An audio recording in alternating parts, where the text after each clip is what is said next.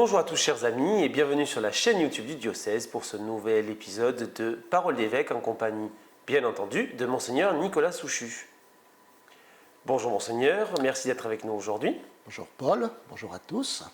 Monseigneur, dans quelques jours, le secrétariat général du synode vous remettra, ainsi qu'à tous les membres du conseil synodal, le fruit de l'énorme travail de synthèse produit par les binômes à l'issue de la réflexion des équipes synodales dont nous avons parlé le mois dernier.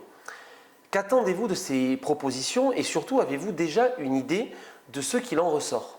Comme vous avez dit, c'est un énorme travail que font les binômes, qu'ont fait les binômes à partir de chacun des sujets, de tous les thèmes à travailler pour le synode. Alors en fait, je voudrais éviter deux écueils. Le premier, c'est à la fois prendre acte de tout ce qui a été proposé, mais prendre acte aussi que notre synode, il a un thème. Oser l'espérance dans nos communautés chrétiennes, et 3 itinéraires.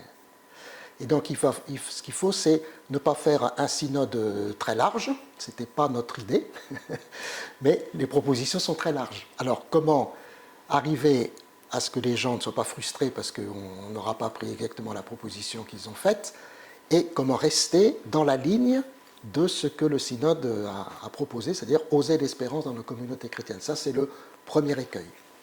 Le deuxième écueil que je vois qu'il faudrait éviter, c'est il n'y a qu'à faire une aumônerie de ceci, une aumônerie de cela. Bon, ce sont de très bonnes idées.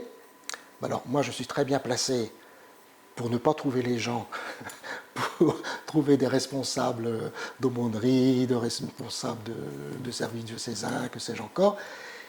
Et je me dis, si on dit il n'y a qu'à, et qu'on va voter des propositions disant il faut faire ci, mais comment et avec qui? Alors, ce que j'espère, d'une part que l'Esprit Saint sans doute nous guidera, et que ceux qui proposent ce genre d'orientation, eux-mêmes peut-être se mettront dans la course. S'ils proposent une aumônerie de ceci, peut-être qu'ils diront moi je veux bien participer. Vous voyez, là on est vraiment à un seuil délicat. Et en même temps, il faut travailler pour arriver à ce que l'Assemblée synodale du mois de novembre puisse vraiment faire des choix qui soient à la fois, qui tiennent compte de ce qu'on a dit, qui tiennent compte du thème du synode et qui tiennent compte de réalité, que si on vote des choses qui sont impossibles à réaliser, ça ne sert à rien de les voter. Voilà. Le 5 juin dernier, les députés ont entamé les débats autour de la loi sur la fin de vie. Nous en avons déjà parlé le mois dernier. Ils sont animés, vifs, houleux et dans un hémicycle qui est étonnamment vide vu l'importance du sujet. Qu'avez-vous envie de nous dire sur le sujet à la lumière des derniers échanges que vous avez pu consulter? D'une certaine façon, il ne faut pas s'étonner que l'hémicycle soit vide parce que c'est pratiquement toujours le cas. Alors c'est sûr que sur un sujet comme celui-là, c'est quand même très étonnant. Et c'est vrai que notre Assemblée nationale donne parfois quand même des visions de ce qu'elle est, de ce qu'elle fait, et des provocations qui ne sont pas toujours très à la hauteur de la situation. Enfin, c'est comme ça. D'abord, moi, je me suis réjoui que dans le diocèse, le père Jacques Turc ait pu faire une conférence sur ce que dit le projet de loi et ce que dit l'Église, de façon à ce que les chrétiens, nous puissions réfléchir à cette question et être bien au fait de la chose. Ensuite, il y a eu un appel à la prière. Et cet appel, il doit toujours continuer à se réaliser.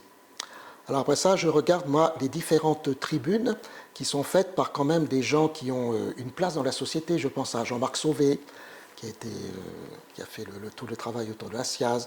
Je pense à Marie de Henzel, qui a beaucoup travaillé aussi sur ces questions-là, qui disent qu'on est en train de changer de mode de société d'une certaine façon. Et que ce qui est très grave, c'est qu'on dit c'est un acte fraternel que d'aider à mourir. C'est quand même vraiment le contraire de ce qu'on veut vivre. Et le cardinal Bustillo, l'évêque d'Ajaccio, il a dit mais c'est pour quelle mort qu'on veut faire mourir? Voilà. Donc ça rejoint bien toutes les questions que même nous, les chrétiens, nous nous posons par rapport à la vie éternelle, par rapport au fait que le baptême nous met déjà dans les prémices de la vie éternelle et dans la manière d'aborder jusqu'au bout. Il y a une association qui s'appelle « Accompagner la vie jusqu'à la mort ». Eh bien, je crois que c'est ça et qui développe les soins palliatifs. Et c'est là-dessus qu'il faut travailler. Ce n'est pas sur une fin de vie qui n'a finalement... Parce que la vie n'a pas de sens ou n'a plus de sens. Voilà, nous les chrétiens, on a beaucoup de choses à dire. mais malheureusement, je crains que ça ne soit pas très entendu. Nous fêtons, Monseigneur, cette année les 80 ans du débarquement en Normandie. Notre société vit aujourd'hui de nombreuses crispations, des tensions avec une montée des nationalismes dans beaucoup de pays d'Europe et une volonté affichée pour beaucoup de rejeter l'autre, de rejeter le prochain. Comment l'Église voit-elle cette évolution et comment peut-on éviter ce basculement? C'est sûr que cette belle fête des 80 ans quand même du débarquement est marquée par le contexte que vous avez dit, un contexte aussi de violence, y compris dans notre société. Et ça, moi, je trouve que c'est très grave parce que la violence entraîne la peur et la peur peut elle-même entraîner la violence aussi. Donc on est dans une espèce d'engrenage qu'il faut essayer d'arrêter.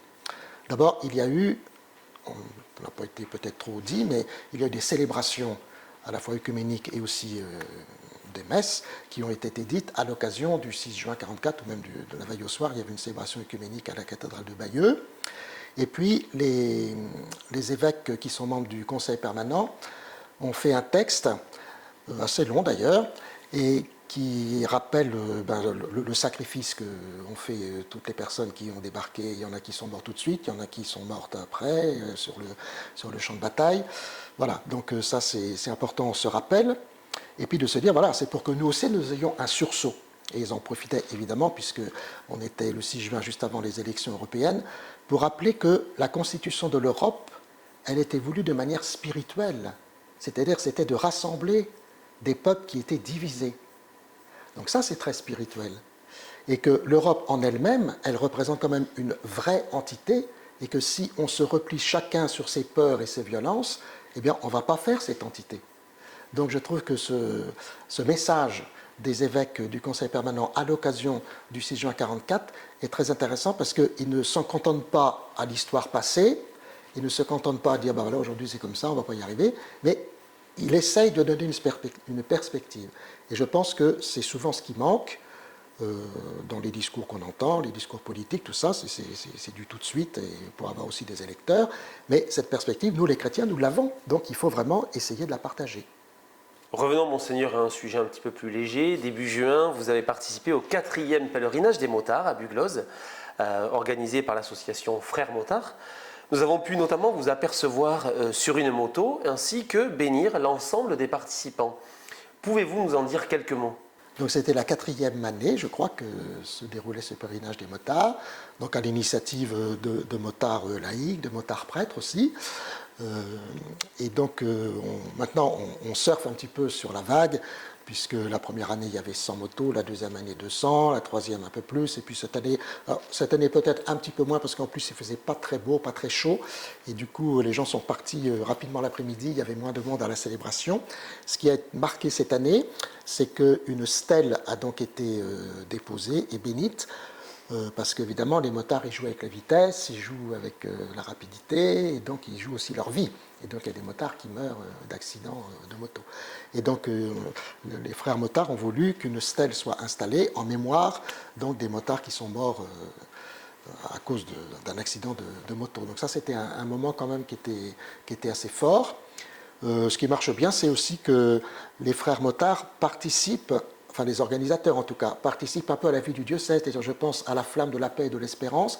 Parfois, quand elle arrive quelque part, elle est précédée de motards. Voilà.